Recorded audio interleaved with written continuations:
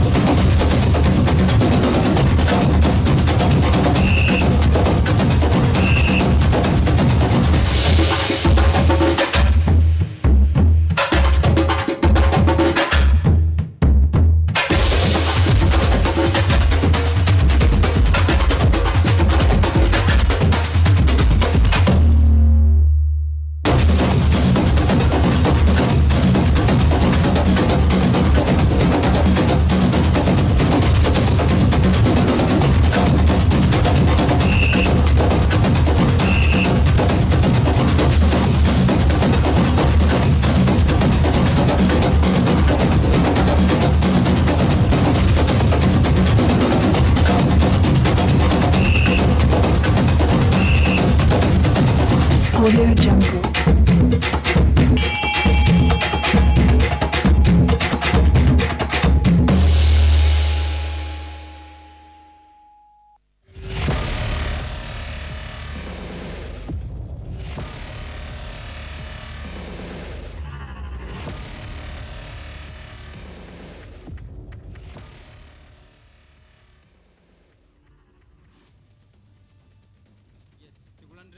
Masana at siku lalelo pa 1 May 2026 and the program ijanso ya Visual Radio kukufikani ndi Thom Kamanga the chaplain kula mena gembiri ili yonse sera ku masewero ena ali wonse kuma ye ndi manena kuti anachita ndithu retire kalekale. Iye anapuma kale kalekale pa nkhani zochita masewero amenewa. Ngakhale sanaloweko m'bwalo la za masewero olonkamodzi. Ndi masana leronso ndithu yayi ndinokondwa zedi kuti ndabweranso pano kuti tikathe kupatsana nkhani ziwiri zitatu zokhudzananso masewero. Kunjaku zambiri ndithu zikuchitika. Ndi kukhalanso lero tsiku limene tikunena kuti it's a Labor Day kapena Workers Day. Ndaonanso chanzeru kunena kuti tikambitsaneponso zokhudzana ndi imene ligi yathu kuno ku Malawi kapena mpira wathu kuno ku Malawi. Kodi pa nkhani ya zachuma kodi tingamanene kuti ma-players angamadalire mpira kunena kuti yayi ndi agent ndi ntchito. Tikhati kuwunikira zambiri zomwe ndithu zikuchitikanso ku nkhani za masewero makamaka masewero tunena amenewa ampira. Ndeti uwunike kuti kodi ligi yathu kuno ku Malawi ikuyenda motani, kodi nkhani ya funding kumenewo ndiyokwanira kupanga compare ndi maiko ena ozungulira ngati Zambia, Tanzania, South Africa, Mozambique. Kodi ife tili patipati kwenikweni komanso welfare ya ma-players ili motani. Kusangoonanso nkhani ma-players, tionenso ma-coaches, tionenso ma-referee amene amakhala kuyimbira masewero ampira wamiyendo. Kodi osewa wawo atikamakamba kodi angamadalire kuti mpira ni ntchito. So tiketi kuona nkhani zimene zikumanso ngatikati mutu kupatsireni nkhani zokhudzananso fixture ya FDH Premiership imene krenso ikuchitika kwambira mawa pakana ndithu la Mulungu kuti ma games akhale kuyenda motani. Tisayikwanenso ndithu mkokenkoke wa UEFA Champions League second leg ikhalenso ndithu ikuseweredwa next week pamene tunena kuti PSG Bayern akhalenso kukumana masewero achibwereza. Ngakhale PSG taona ndithu ikutsogola mu first leg 5-4. Arsenal ikhalenso ndithu ikusewera ndi timu ya Atletico Madrid ya ku Spain. Taona ndithu masewera ndithu yambirira kufananitsa mphamvu 1-1 kumeneko ndithu ku Spain. So mkokenkoke ulikonso mu UEFA Champions League osaiwalanso tunena mu masewera amenewa English Premier League. Tikamakamba ligi yomwe ili ndichikoka pa dziko lonse lapansi imene ya EPL. Maseweranso ndithu aliko tikhalenso tikupatsirani tsatanitsatani kuti ma teams mamakamu top 4 padakali pano ntchito ili motani yozigulira mu top 4 kuti azamenyenso UEFA Champions League ya season ikubwerayi. So nkhani zomwe tikhati kupatsirani tsiku lero ndi zimenezi. Ndiyamikire ndithu ku control mmeneko amene McDonald Banda komanso ndiyamikire nonse amene mukutitsatira pa GPS Your Family TV komanso pa GPS Your Family TV Facebook page pamene tili live masana tsiku lero tikulandeni pamenepo. Osayikwananso ena amene mukutitsatiranso ndithu kudzera pa YouTube channel chathu GPS Malawi YouTube channel. Inunso landirani ulemu wano kungokamba kuno ndithu kapitolo dzukwa ndithu padakali pano yayi kuswa mtengo ndithu mukhoza kuona kuti yayi ngakhaleso kapalidwe kake kankokunena kuti kunjaku kutentha. Komano program ineyi ngakhale mukanema mukuona ndekha masiku kuti ndili ndekha yayi ndi mzanga ameneyu Peter Eddings Khunga amene ndithu yayi one joiner pa phone kapena pa lamya. Peter Eddings Khunga ndikulandire masana atsiku lero mu program ya Visual Radio.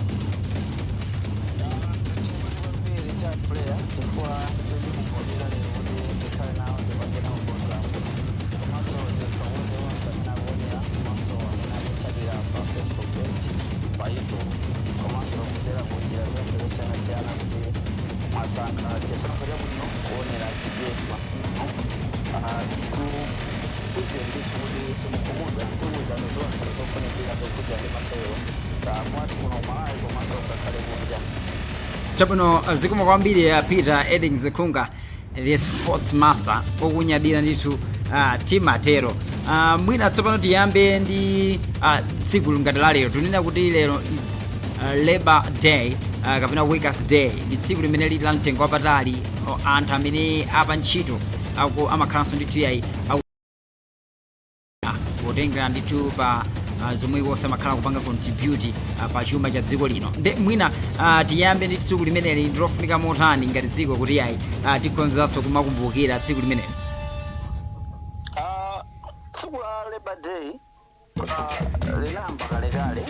limene kumalawi kuno timakhala ndi public holiday pa 1 May chaka china chilichonse. Ndasabe kusiyalitsa mmene anthu akupangira celebrate tsiku la lero ndi mmene limapangidwa celebrate ku zaka zakumbuyozi. Lero ndinakwanitsa kuyenda malo angapo kuphatikizapo ndithu mtawuni mwenimweni ya mzinda wa Lilongwe kumene timafuna tingopanga appreciate kuti zinthu zikuyenda bwanji. Chodabwitsa kwambiri third player ndichoti lero anzathu aja achimwenye palibe ndi mmodzi amene watsegula shopu lero, kusonyeza kuti malamulo ameneno anakhazikitsidwa kuti tsiku lokumbukira anthu ogwira ntchito lamba kutsatiridwa kusatengera mtundu wa ntchito umene munthu akugwira. Chifukwa kumbuyo kuti kayang'ana bwinobwino anzathu achimwenye amafunabe anthu adzikagwira ntchito pa tsiku la Labor Day. So ndithabe kuona kuti ngati dziko ndekuti tikuphunzira komanso tikumvetsetsa kuti munthu ayenera kukhala ndi nthawi yopuma komanso panga reflect kuti zikuti zimene ndikupangazi ndikuyenda bwanji, ndikuchokera kuti ndipo ndikupita kuti ndili pati. So tikayang'ananso ku nkhani ya masewero a mpira ndikutha kuona kuti pali kusintha kwambiri tikatengera anzathu amene anasewera mpira kalekale tikacheza nawo monga atolankhani achina Kinaphiri ndi gulu lawo amatiuza kuti kumbuyo kumpirawo ankasewera ngati wansangulutso chabe.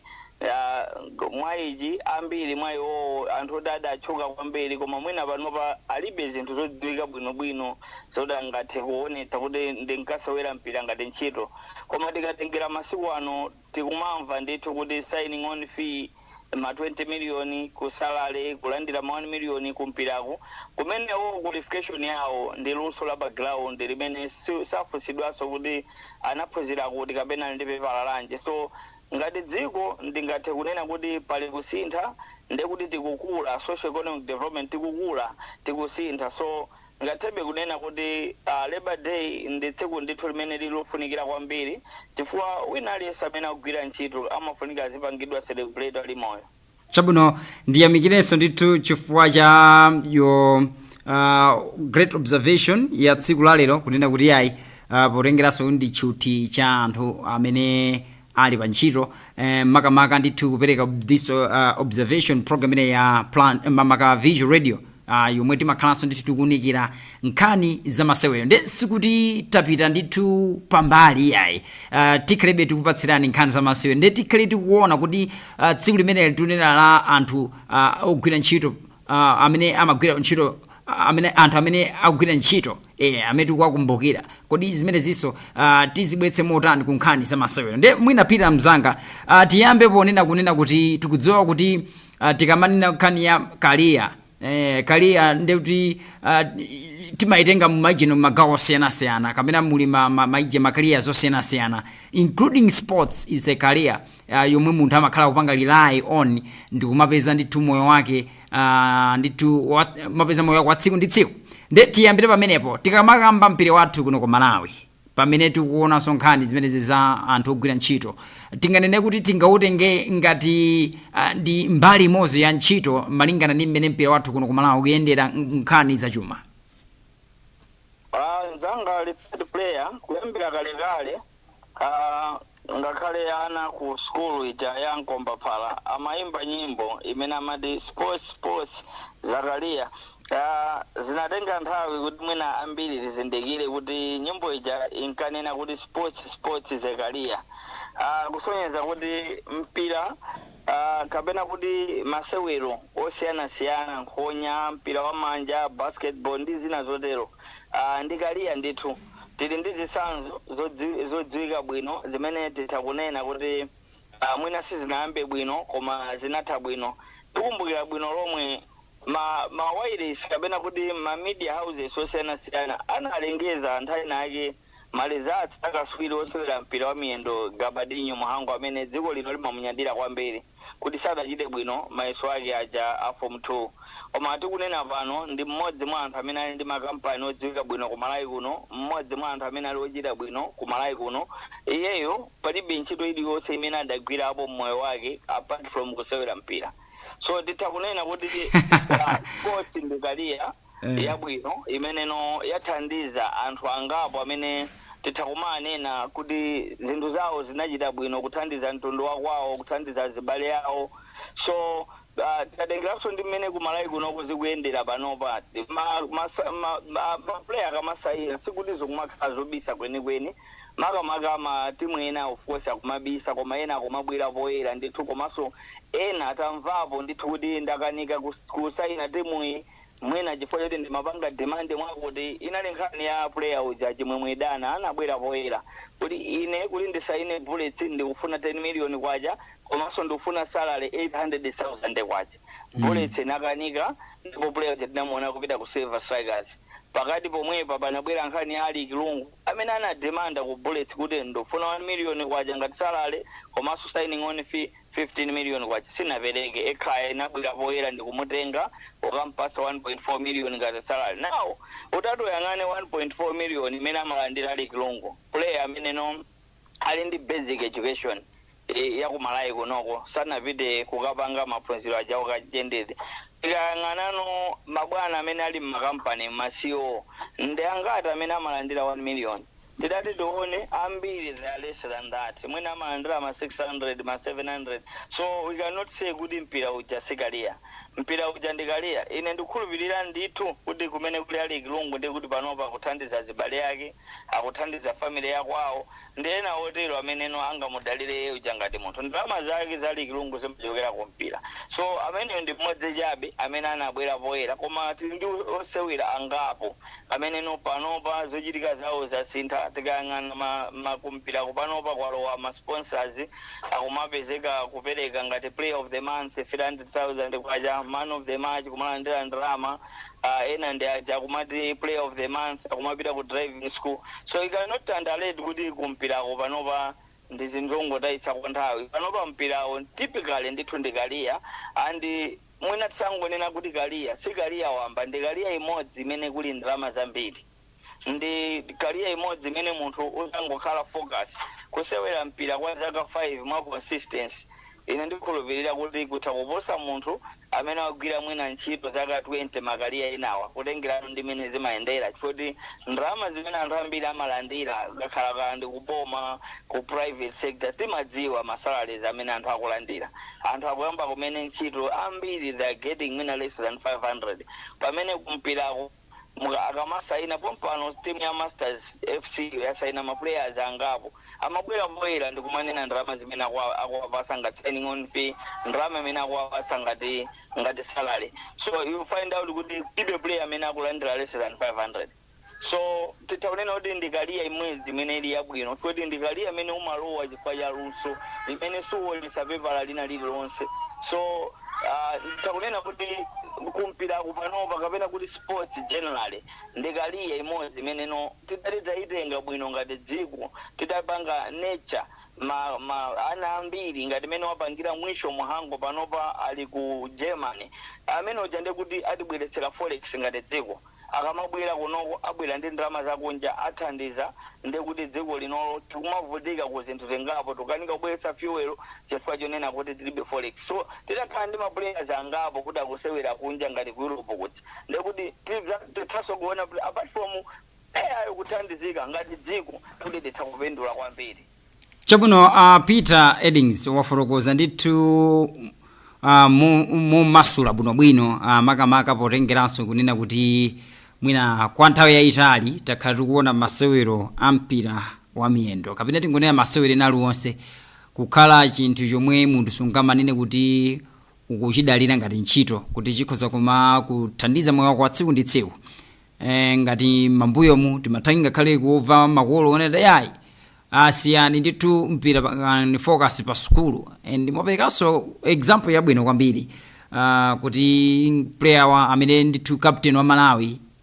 amenenso tamdalira kwambiri kwa nthawi yayitali mtimu imene ya dziko lino akapitenya muhango tiyayi panopa ndi mmodzi mwa anthu amene tikhoza kumaloza kumbali ya sports amene anachita bwino amene ali ndi ndalama zake ndithu nkumalozeka tsopano ndi mmene afotokozeramo komano tikaona mu aspect yonena kuti mwina ma teams amene umatchulawo ma players ena amene ukutchulawo ndi ma players ena amene chuma chawo mwina apangira kunja kwa dziko lino ngati Gabadinho Muhango ku South Africa kumeneko komwe kusewera kwa nthawi yayitali ukakamba zanyina Ali Kilungu ndi amene mwina ali ku tikakamba ku ekhaya yomwe ili ndi sponsorship ndithu yabwino kuchokera ndithu kumpinga njira's family so tikaona FCB Nyasa Big Bullets omwe matchula konso kunena kuti tinaona china chimomwedana akuchoka kumeneko ndi matimu zokhoka amene tunena kuti at least pa Malawian level ali ndi sponsorship yabwinoko kambaso timu imene ya Silver Strikers komwe analowera ichimomwedana komano tikatione ligi yathu overall kuli matimu ena amene tunena kuti padakalipana angolowa kumene achina tikukamba matimu amene alowa kumene tikhoza Mitundu Baptist matimu ngati amene wawa ndi matimu zoti angolowa kumene mwina sitingamakambe za financial maso yawo kuti limotani so overall mwina ungayifotokoze motani ligi yathu pamene tisayikwanenso kunena kuti ndi ligi imene padakali pano ndi chaka chake choyamba ndi sponsorship yatsopano yomwe ichokera ku bank imene ya FDH. Mwina ndiyambire matimu amene alowa kumene ndi atatu. Apapa tili ndi Mitundu Baptist imene panopa tikumanena kuti Mitundu Luwana imene no apanga combine ndi timu ija ya Luwana imene ili part of University of Malawi. So kumene kuli chithandizo ndithu chabwino chifukwa panopa ndaona jersey branding yawo ayikapo ndithu Luwana and I'm told kuti timu ya Luwana yo imene masewera michipiko ikhala ngati reserve side yawo azitenga ma players kutenga kuluwanako ndi kumabwera kukamenya Mitundu ija. So some of the players amene apanga sign could show kuti anthu awo ali serious akudziwa chimene akuchita komanso game yayo yoyamba amatsogola 1-0 abwezesa pa 91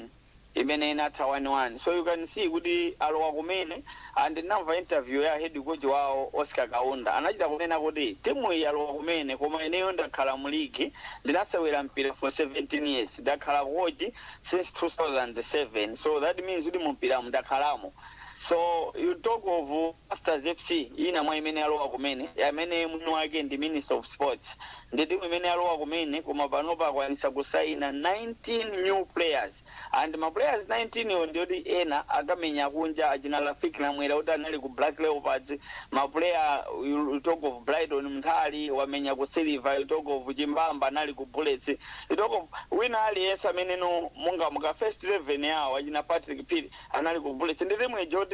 yalowa kumene koma ali ndi china chilichonse andi achina Gabe ukana ma signing on fee amene akuwapatsa zingosonyezeratu kuti zoti yalowa kumene sizingadziwike so now under first game yawo wina 1-0 pa Bingo Stadium. You talk of Red Lions ndi timu joti simamvetseseko kuti chikuvuta ndi yani chifukwa ndi timu ya chisilikali kumene so kuli sponsorship yabwino so alowa of course first game yawo khangata panga draw komano ndi timu so yabwino even imene ankapangidwa relegated anthu ankadabo lichachitika ndejani and panali zolankhula zambirimbiri retired player you remember game yawo yomaliza anamenya ndi Moyale and Moyale kuti ipange survive imayenera kuti iwine ndi zigoli zosachepera 7 and zinachitikadi pa Zuzu Stadium and panali zolankhula zambirimbiri kwa anthu okonda mpira kuti mwina popeza anali matimu achisilikali okhaokha mwina anaganizirana kuti mmodzi atali foti onse wanali ku relegation. Remember that time kalimbana ndachi na Brigos ndi ena so this time around aganise kuti tiyang'ana competition yabwino ifoti kumpira kupanopa kwa Rwandama anduna atenga Masters ili mu league Click Sporting ikuthandizidwa ndi mmodzi mwa anthu amene ali ochita bwino Apostle Clifford Kawinga. Now we talk of Ekhaya ili ndi William Penganjira amene no ali wa Ekhaya. You talk of Wanderers in the bwana Thom Penganjira. You talk of Bullets in the Nyasa in the First Capital Bank. So zikungone choti panopa kukhala mpikisano wabwino understand last week yomwe isivu yalengeza kuti ma players onse amene amasewera ku Sivu kaya ndwa standard 8 kaya ndwa standard 2 koma aliyense azilandira ndalama ngati wa degree amene wayamba kumene ngati civil servant. That's a very big motivation. Kuti munthu akaona kuti ukene school inandivuta, this is the only golden opportunity that's come in my life. Kuti ndili ndi 8 koma ndizilandira ndalama za munthu wa degree.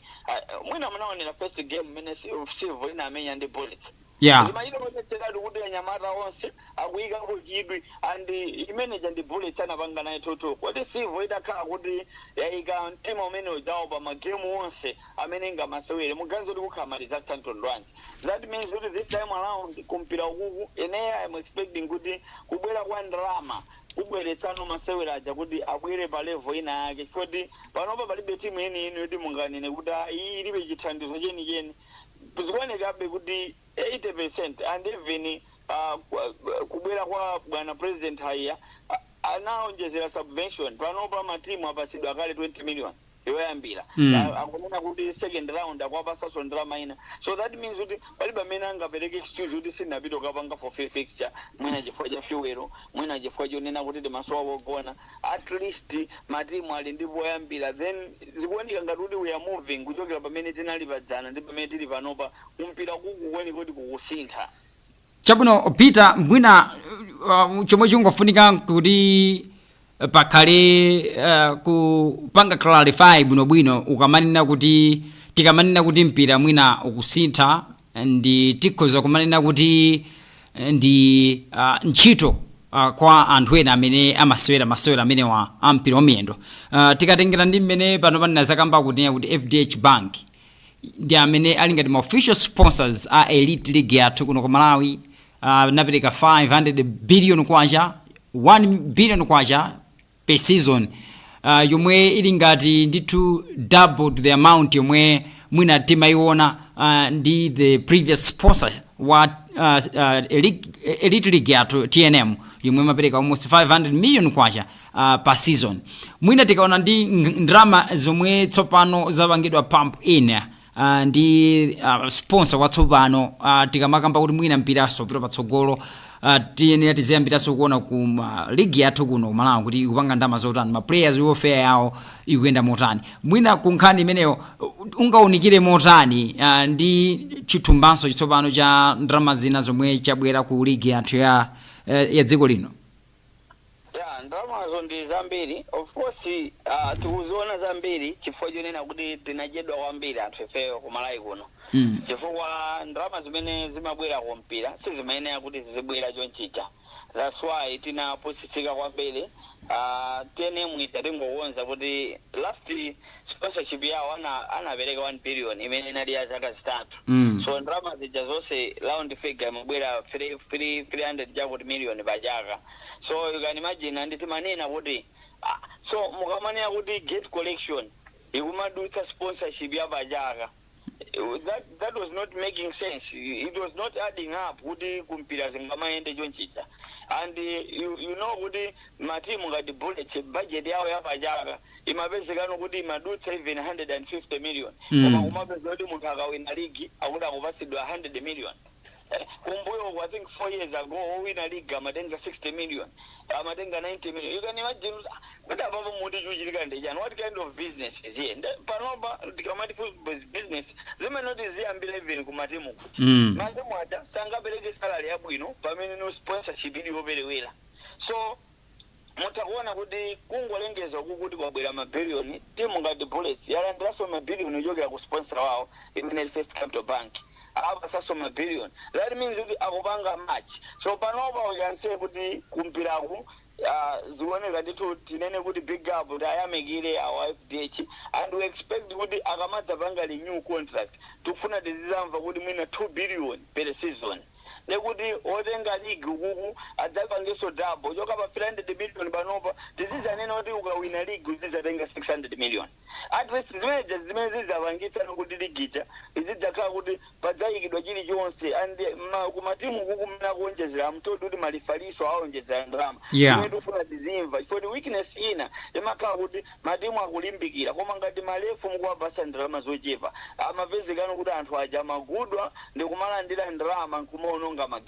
magemu ambiri amathera mapokoso, magemu ambiri amapezekano kuti munthu kumacha timachita kuona kuti muli chachitika apa ndi chani foti ajaso ndi anthu amakhala ndi ma weakness foti amakhala ndi mavuto so sangamapezeke kuti akuimbira mpira uja mukuti kulitse ndalama zambiri iwo aja ndi anthu ofunikira amafunika nawo sapasidwe ndalama so mmene zilili apa titamanena kuti is one step forward and tikuyembekeza kuti tizipita chitsogolo foti panopa owina ligi ndi 300 million kwacha that means kuti at least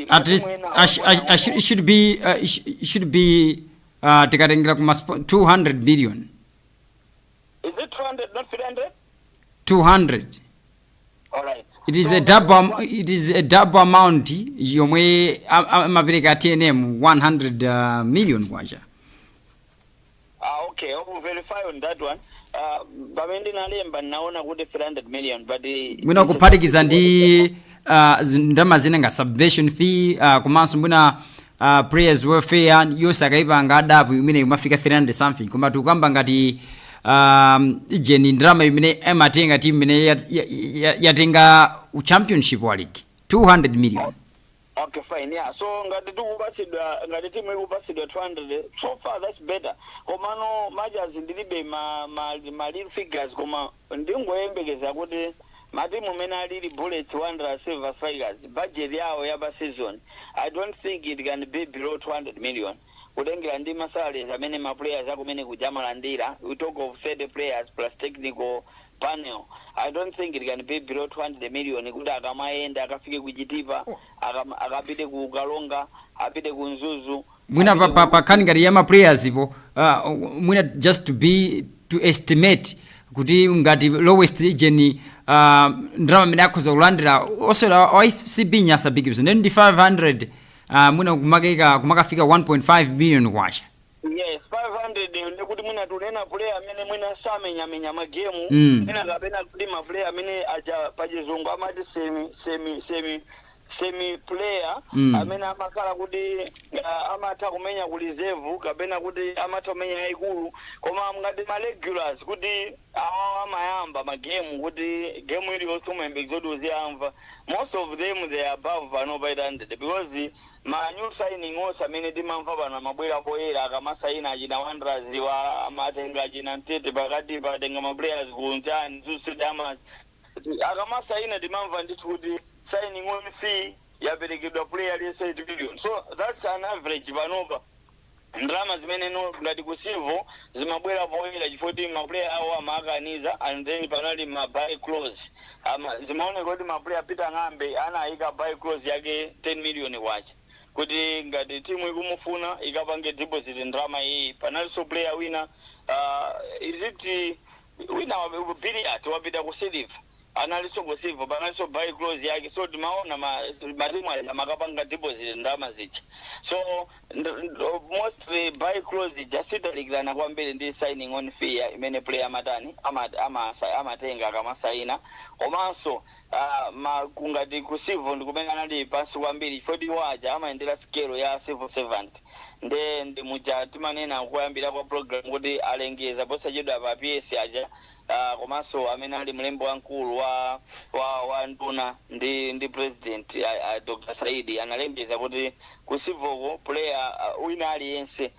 scale yake amwika kwa munthu oyamba kumene wa degree so if you look at that ndekuti zikuonekabe kuti zitakhala bwino so yeah timapereka chitsanzo ngati cha Bullet Silver kuti player tingoyerekeza kuti the lowest can be at 500,000 so 500,000 kuti mwatenge anthu aja akhalepo 30 mmene amakhalira mucha ndemo pange times 12 months imene ili season yonse ndemutengeno nanga makochi nthawi ya mponda ija tinkamvoti amfananiza 12 million that time now nanga kumeja unali wachiwiri wake then done physical trainer goalkeepers trainer team manager osaja amakauta akulandira salary ku team nde oseaja wage bill yapa mwezi times 12 nde mukatero muyambe kuti akamayenda matimu akulu ngati amene aja Bullets kulilongwe kuno timazoda amakoto okhala ku Biata mu 49 koma ndi malo abwino obviously nde kuti kukadyesa anthu 30 kaya traveling squad ayenda ndi anthu 22 aji anthu oseaja plus technical bill yake si masewera anthu amayenda kangati So you look at that mukati mukamuziwerengetse zonse zija ine I believe kuti 200 million ija imachepa mwina poti matimu akuluakulu ngati ajamakhala ndi financial maso amadaliraso kwambiri m'mageti kuti mwina game iyi matimu atengako ma 6 million mwina ikakhala bata adabe bullets 18 million tindalama tina timene timathandiza ngati timene toto koma kutengerano kuti sponsorship kuti asiwawina ligi watani tiri kutali kwambiri fati kayang'ana kuma ligi athu anzathu kunja umene amayendera wina aliyese ukapita ku Premier League even munthu oti timu yoti ikutuluka mu ligi moja iyo apangidwa delegate koma imapasidwa ndalama zoposa ligi ngati kunoko kapena maligi ena chifukwa ine yoti kumene kuja kwambiri amapanga capitalize on ma TV rights zimene kunoko zikadativuta so timadalira kwambiri ndalama zapageti kapena direct sponsor kuti abwere atipatse ndalama. Mwina Peter uli pa nkhani imeneyo ni nkhani naso yomwe yukangala kuti ndi yochititsa chidwi ndi wafunikira kwambiri kuti tikathe kuyunikira mozama fwa tinazakamba nkhani ya thumba lomwe limapita kuyendetsera ligi kuno ku Malawi ligi yathu yayikulu mwina tikaona kumbali ngati imeneyo sikuti dziko lathu la Malawi tili kutali kwenikweni when we try to compare ndi maiko ngati Zambia, ligi ya Zambia, kumanso tipite ngati South Africa, mwina ndi Tanzania. Chifukwa tikaona ku Zambia almost ndrama zomwe ziku amene watenga ligi kumeneko akutenga ndrama pafupi mwina 130 million kwacha. Yomwe tikuona kuti Malawi mwina pang'ono tikuchulukirapo tunefe 200 million. Tikapita ku region ku Tanzania ligi amene watenga ligi tikuona kuti akutenga ndrama pafupi 200 or 200 should be 350 yomwe tikuona kuti mwina kuti posa ndi 150 something million kwacha. Tikapita ku South Africa it's almost 1.5 million. It should be 1.5 billion kwacha yomwe akukhangata kutenga kumeneko. So kumeneko ngakezi kuteno komano zikuonetsa kuti kafukufuku akuonetsa kunena kuti azathu aja ali bwino pa nkhani ya ma TV rights komanso tikamakambasa nkhani ya ma sponsorship kuoneka ndi amphamvu kwambiri ngakhalenso mwina amachita bwino pa nkhani ya ma continental competitions komwenso kumakhala zindalama za nkhani ma teams awo makhala kupanga benefit mwina kumbali ngati imeneyo. Mwina of course ndimamvetsera mwachidwi mmene umatchula ma prize money amene maiko ena akutenga komano I'm not sure kuti ndalama zimene zitchulidwazo mwazipanga convert kuti ndi ku Malawi kwacha kapena ndi ndalama za kwawo because tikakamba mwina ku Malawi kwacha ngati tikaipanga equivalent to Malawi kwacha kwandikayang'ana ligi ngati iyo ndidabwitsa ndalama imene mwatchula ya ku Zambia kuti otenga ligi akutenga 130 million but if you talk of ma players akunoko akakhaula kufunidwa ku Zambia ndoda mapita straight away ya mitengo imene ku Zambia kujama apereka komanso even ma payments tikupatsa chisanzo ngati ja Emmanuel Xavier amene anachokera ku Bullets in fact anali baloni ku Silver koma ina mugulitsa ndi Bullets koma akulirwa so anapanga yabwino of course anabisa koma ine ngati ndolankhani nakwanisa kufufuza ndinapeza ndithu kuti anapasana ndalama zambiri komanso adding on that player uja amapasidwa 3.5 million kwaja ngati sale mmene anabwera ku Ekhaya ngati paloni Ekhaya mabereka 1 million and 2.5 million mabereka ndi timu yake ya Mwafuliro FC. Now that is Malawi kwaja then ndikudabwa kuti iwowa ngati maplayer amalipira bwino yonchi zikhala bwanji kuti ligi yawo ikakhale ya ndalama zochepa so popeza mwina muli ndi verified information zitadi kutero koma otherwise ndi mayembekezera because even utokovuza nako mmene ndalama zimene akumpasa idana komanso Robert Size ndi ndalama zija zoti zabwino because idana is paid not less than 5 million panopa ku Malawi kwacha so ku Malawi kunoko mwina titomane kuti kulibe ma players amene amalandira ndalama ngati zimenezo kutengera ndi matengo so ineyo my expectation was chifukwa kuti ma player akulandira ndalama zabwino ndi kuti mwina league yawo so mwina ili ndi ma sponsors zabwino and otenga league amalandira ndalama zabwino komano I'm yet to verify kuti otenga league amalandira ndalama zingati but otherwise tikatengera ndi mpira wa ku Zambia chifukwa even tikapita pa super sport mpira wa ku Zambia umaonetsedwa panopa so chifukwa tanzathu aja amaonetsedwa ukuku ndi kuti pamakhala ma TV rights kuti ndoti ife ku Malawi kuno timakwanisa kuonera ligi ya ku Zambia ndi kuti maiko angapo amakwanisa kuonera ligi ya ku Zambia anthu aja amapasidwa ndalama so ndalama zimene zija mukakhala mwapanga business yabwino ndi ndalama zambiri zimene association imatenga andi magawira matimu pamene mpira wathu wakunoko timakamba za mpira TV komano mutati muyang'ane mpira TV kuti ni ma TV angati amene no ndi madekoda angati amene amakwanisa kuonerapo mpira TV you find out kuti madekoda ambiri mpira TV palibepo so we don't know kuti anayiza strategy yanji mwina poti ndizokhuja ndi business ma agreements and the rights but otherwise nzoti zimafunika mwina tiziunikenso maja za machula pakati pa ndalama zimene matimu atatenge andikagawidwe kake kakuma adabwitsa because akamaonetsa magemu aja saonesa mofanana akumapeza kuti mwina akamamenya matimu ang'ono ngati Chitipa ikumenya mwina ndi Briggs matimu oti alibe watsatira ambiri mopeza kuti magemu aja saonetsedwa koma kugawa ndalama papa ndimamva ngati ndi general mathematics amati timu iliyonse ilandira mwakuti so I don't know kuti masamu akamayenda bwanji sinengala pange criticize kuti nzolakwika kapena ndizolondola pokapoka mwina nditayandikirana ndi akuluakuluwa then mwina nditamvetsetsa but otherwise ndimangoona ngati kuti patakhala kuti ayiunikirenso kuti makanema aja tikwagwiritsa ntchito motani ma agreement tinapanga ndendani ndipo ngati sizikuyenda tingasinthe motani ineyo ndimakhulupirira ndithu kuti kumpira ukuku it's all about change ndikulimba mtima chifukwa pali zina zimeneno kumbuyo kusizimayenda bwino amene ankapanga kampeni ya president haya anachula zinthu zingapo zimene ankanoti chakuti titochisintha zina zinali zoti anthu asankakhulupirira kuti zitauteka you remember matimu ankapasidwa 1 million kwaja ngati subvention imene amapasidwa kuti poyambira ipo aja ananena kuti ndicho sapo 1 million kubwera pa 10 million nobody trusted that adawina zimeja zidakwaniritsidwa pano patinafika bongo zikhulupirira ngozonoti nzoteka and timazipasa mafunso kuti ndi chinkachitika ndi chani so I believe kuti kukhala pansi ndikuunikira awa achitabe bwino zinthu zingapo komano iwonso ndi munthu sangakhale perfect pa chiliyonse so atakhala kuti zinazi ndikumakhala pansi nkumaunikirana ine ndikhulupirira ndithu pali lumu yoti mpira wathu utopita patali chabwino ndiyamikire ndithu Peter as we are still proceeding with the program and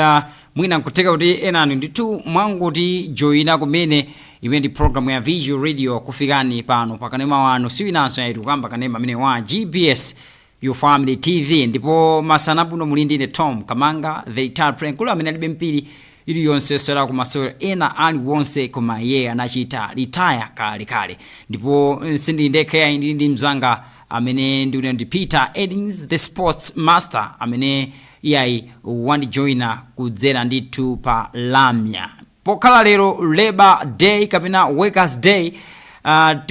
mawunikiranso makamaka ndi mpira wathu kapena masewera anthu kuno ku Malawi kodi ndi zoyenerera kodi anafika pa level kuti nganene kuti ndi mbali imodzi ya ntchito anthu amene amachita masewera amenewa nkumafika ponera kuti yayi ali pa ntchito nde timaunikira nde taona ndithu mbali yokhudzana ndi sponsorship ya ligi kuti ndalama zimenezi kodi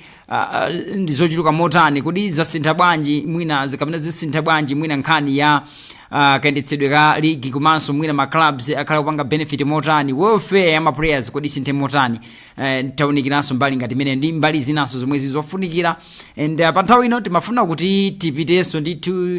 gawo lina lomwe tifuna tiunikirenso makamaka fixture kapena ma games amene aliponso mu FDH Bank Premiership imene ili ligi ya traikulu ya kuno Malawi understand kunena kuti mbambuyo muti manena kuti TNM Super League and pati pano tili ndi sponsor watsopano yomwe ali FDH Bank ndeti kumati FDH Bank Premiership taona ndithu first week masewera amene momwe anayendera mwina kungodutsa pomwe changu kuti ma games anaenda motani mu first week team imene ya Blue Eagles yomwe ndithu tikuona kuti first week yake inapeza chipambano 2-1 kunyitsa team imene ya Ekaya and tinaona sa team imene ya Red Lions umwe tunena kuti angolowa amene mu ligi imene anafananitsa mphamvu ndi team imene ya Craig Sportings 1-1 team imene ya Mafco nayonso inafanana mphamvu ndi timu imeneyi ya Mitundu Baptist. Tinaonanso masewera ena amene anachitikanso first week. Timu imeneyi ya Muyale inafanana mphamvu ndi timu imeneyi ya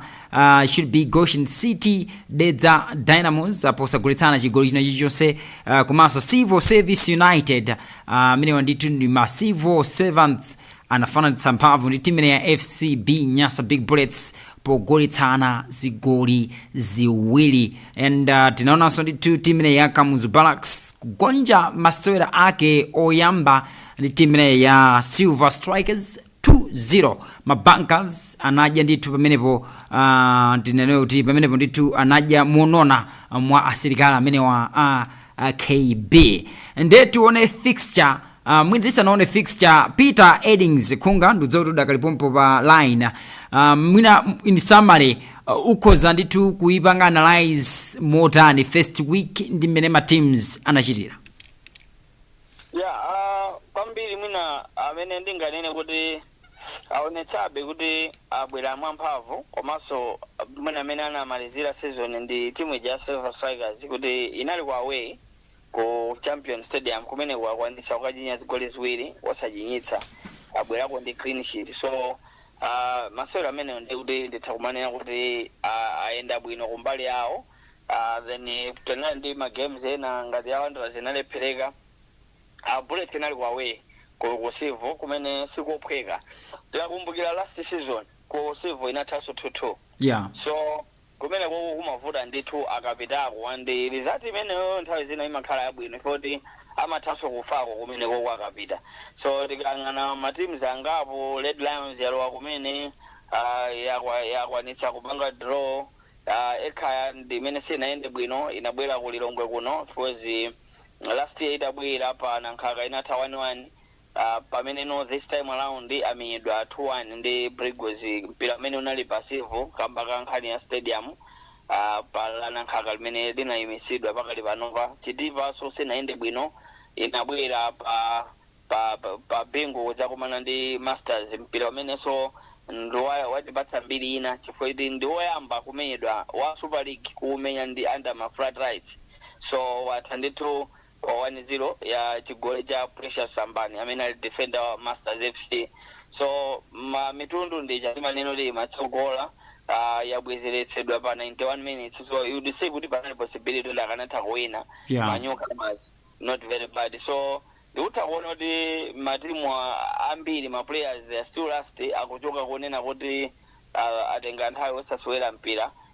Apapano magemu analoyambirira it's very difficult. That's why utakuona kuti wina ali pa number 1 wina ali kumusi koma palibe zokamba zambiri chifukwa choti anthu ambiri akuyembekezera kuti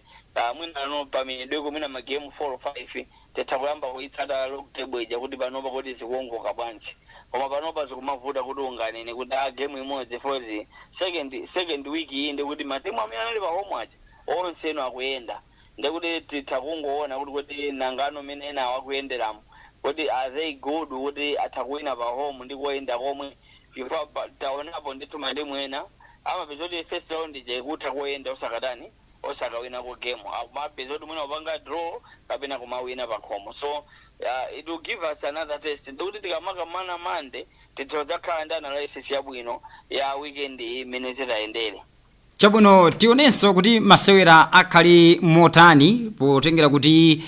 ikhale sabata yachiwiri ya ligi imeneyi FDH Bank Premiership, ligi yomwe ili yaikulu kuno ku Malawi tikamakamba za masewero ampira wa miyendo. And tiyambe ndi Saturday pa 2 May. Team imene ya Ekaya FC ikhale ndithu ikukumana ndi team imene ya Red Lions. Masewera amene ndithu yayi azakhale pa mpira stadium nthawi imene ya 2:30 masana. Team imene ya Rwana Mitundu FC imene ndithu yayi izakhala ndithu ikupindirana ndevu nkamwa ndi team imene ya Kamuzu Barracks.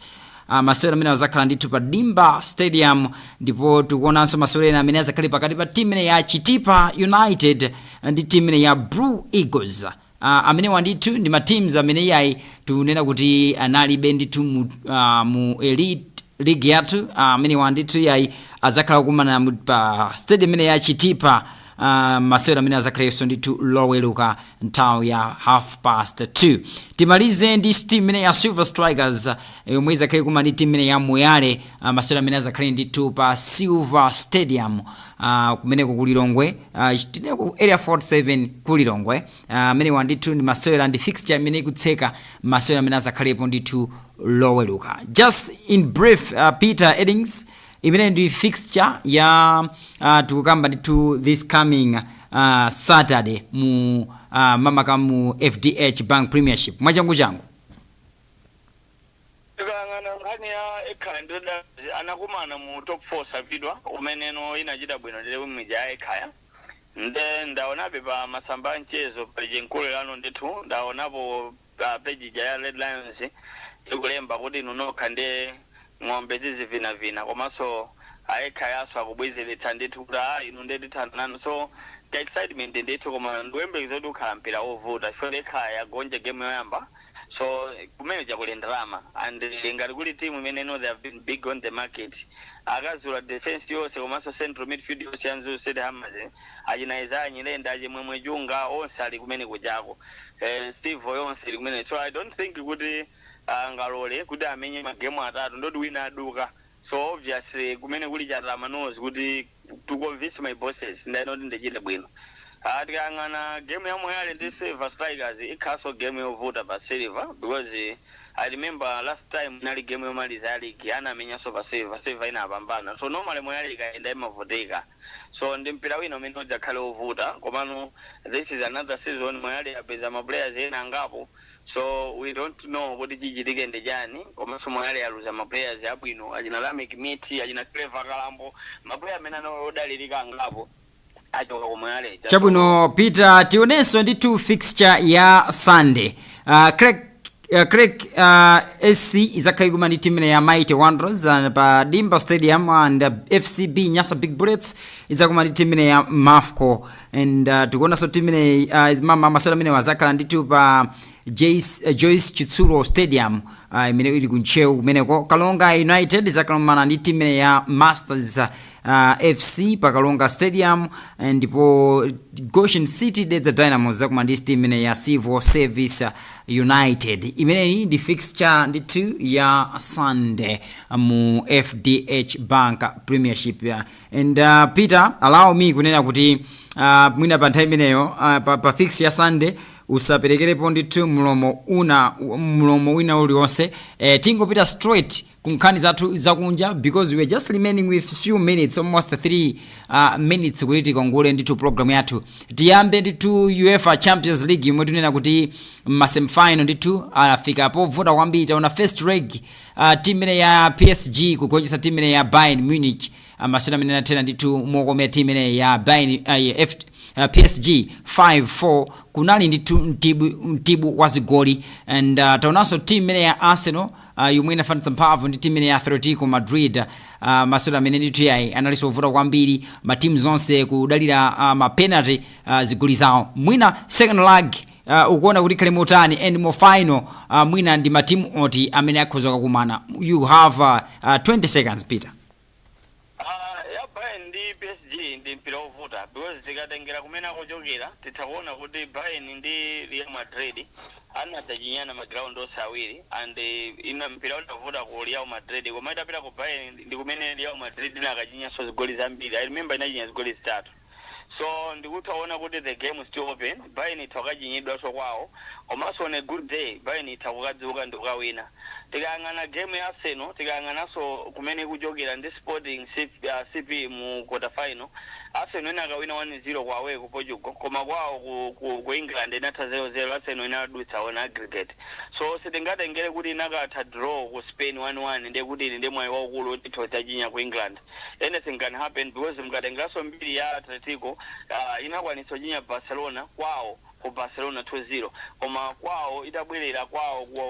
Barcelona inakawinanso chabe kuti Chabwino Peter, ukuona final tikhoza kuona ma teams ati final